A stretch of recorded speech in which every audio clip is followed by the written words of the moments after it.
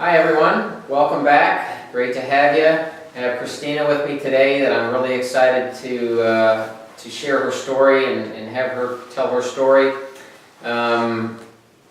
We met, about June of last year. June of last year, which was 2 months after your diagnosis, is that right? April I was diagnosed. Yeah, so go ahead and just share, and we'll take it and see how we do.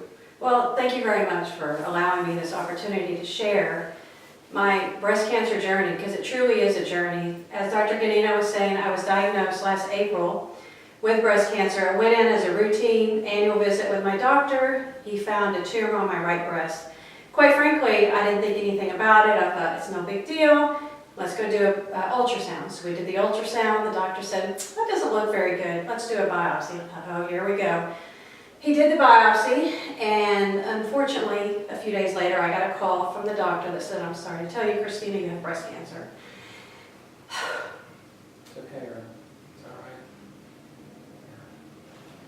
So, I was active, I was healthy, I was thin, I thought I checked all the boxes.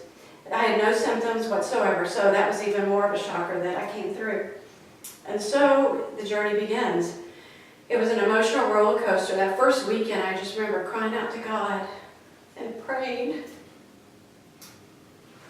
Sorry.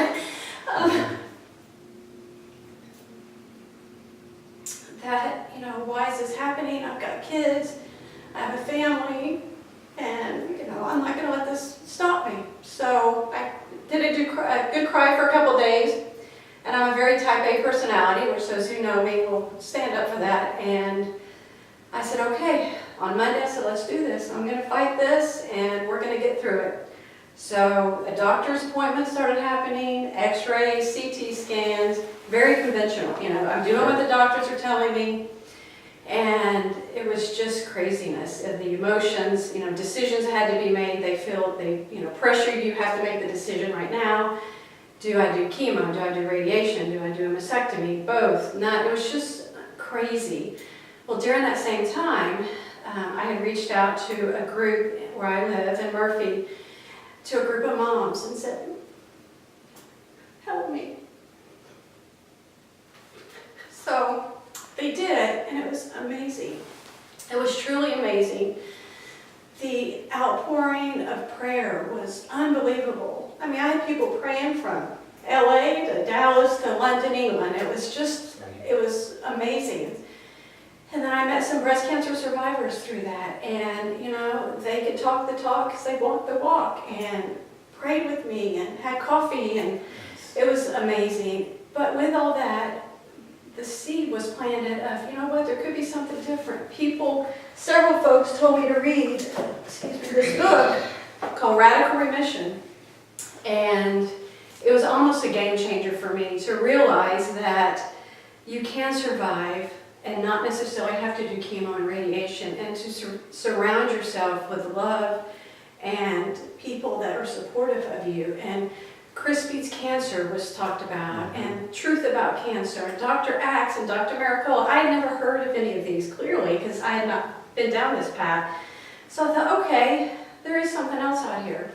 Well, we ended up going ahead and doing the conventional way of doing the double mastectomy. And that was a very difficult and hard surgery and recovery. But I'm new and approved at 50.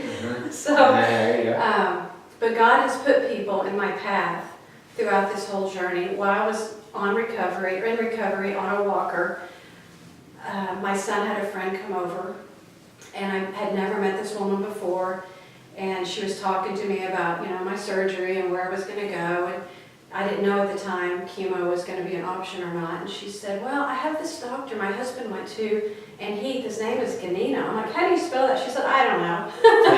So I found you and made an appointment, because I was very intrigued by your website, the fact that you're Christian-based, which you just don't get that with doctors today. And I called you and made an appointment, and you spent more time with me than any oncologist, any breast surgeon, any plastic surgeon.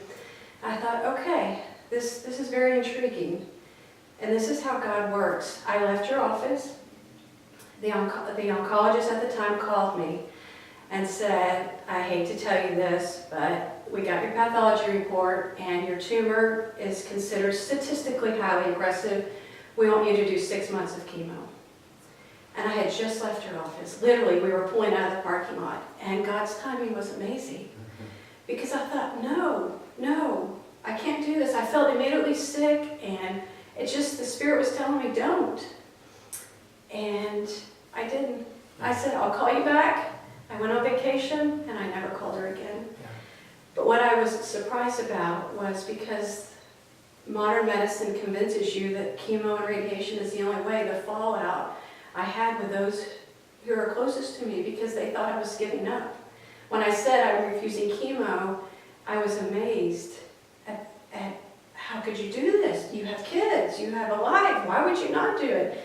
And I just kept telling them, trust me, just trust me. I've got this, God's got this. And here I am, a year and a half later, showing them. Yeah.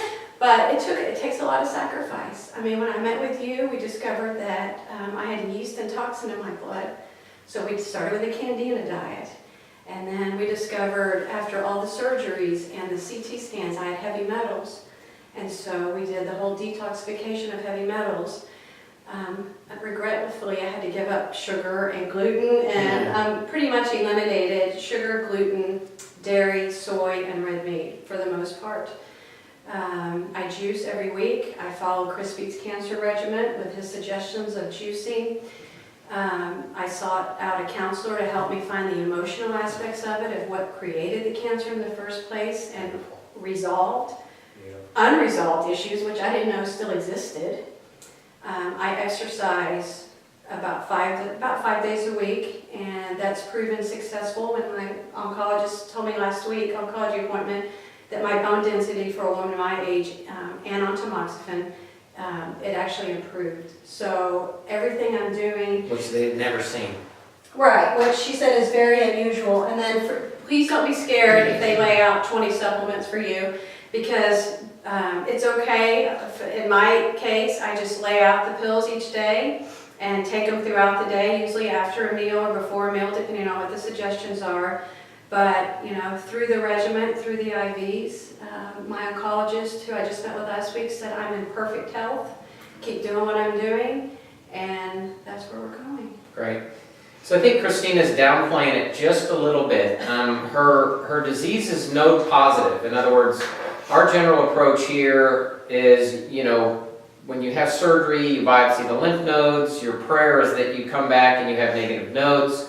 And pretty much around here, you're cured. Now, that's not going to stop the radiation oncologist and the oncologist from recommending chemo and radiation. For one thing, that's what they do. But secondly, they live in fear. They are, well, our experience is your survival is this or that if you do this or that. But where they're missing the boat is they're not asking the question why. So a lot of Kristina's success, number one, things that she did right. Number one, she experienced her experience. In other words, she went into the pain, she went into the crying. You know, why is this happening to me? She processed the sadness, and then she came out of it. To keep all that stuff bottled up is not a good thing. To release it is a good thing. So she experienced her experience, number one. Secondly, she was introspective. What caused this cancer? Well, what caused her cancer is what's causing most people's cancer.